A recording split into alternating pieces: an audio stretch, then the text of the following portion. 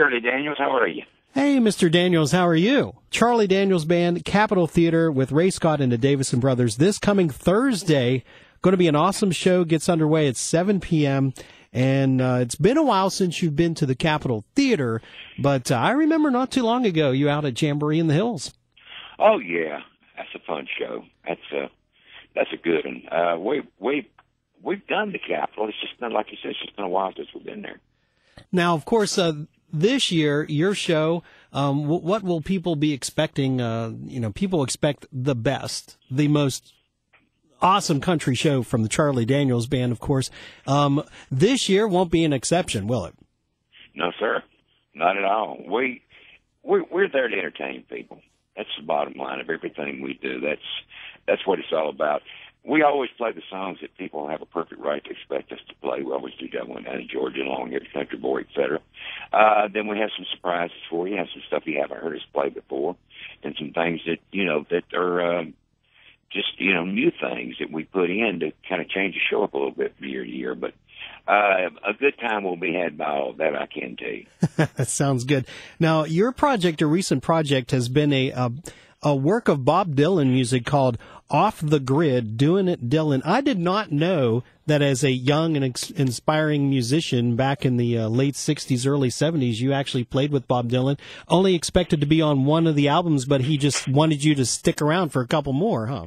Yeah, I was very fortunate in that way. It's a blessing. I was supposed to play one session, and then Bob wanted me to stay around for the rest of Nashville Skyline, and I ended up doing actually 3 albums with him. It was a big deal to me.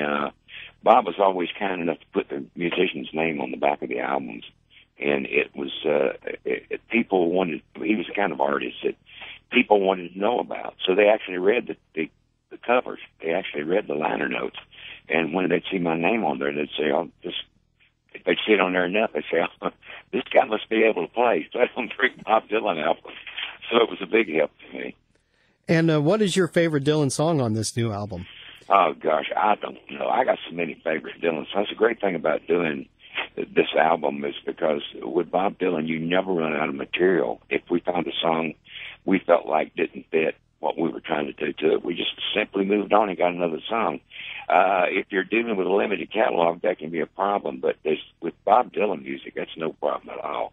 You can go on. You could do probably 7 or 8 albums and, don't worry about running out of material.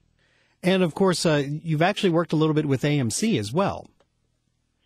With who? With AMC, with the Hell on Strings.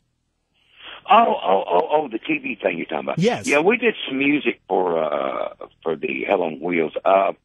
In fact, that's where the idea about doing an acoustical album came from. The Hell on Wheels place is set in the 1800s, so we had to use 1800s instruments, and we had never really done an all acoustic type thing before with everybody, to that degree. And we said, hey, this is a pretty good sound for us. Let's do an album. Well, what do we want to do? Well, let's do Bob Dylan. Bob Dylan's plenty of material, lends itself to the acoustic sound, so we were off and running.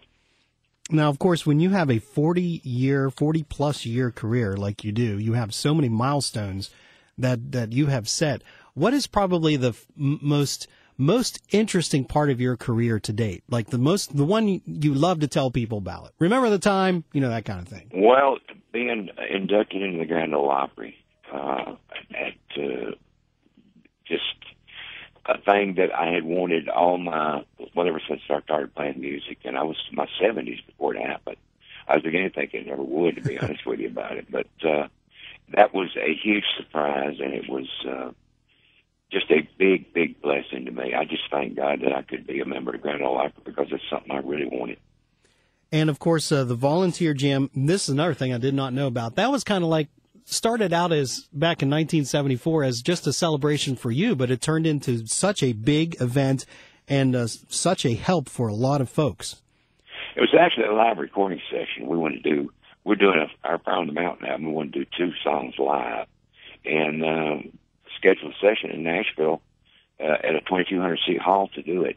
And that first year, we had some guests, some of the Marshall Tucker guys, and Dickie Betts came up. It just turned into a happening.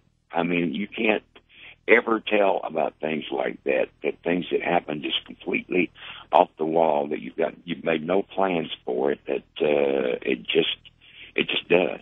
And this is actually 41st anniversary. We're calling it the 40th, but it's 41st anniversary Volunteer Jam we're doing this year at Bridgestone Arena in Nashville. And, of course, it's happening August 12th. I see, like, all the big names. You've added a few more, including Trace Adkins. Ted Nugent will be there. We're not through yet. Uncle Ted.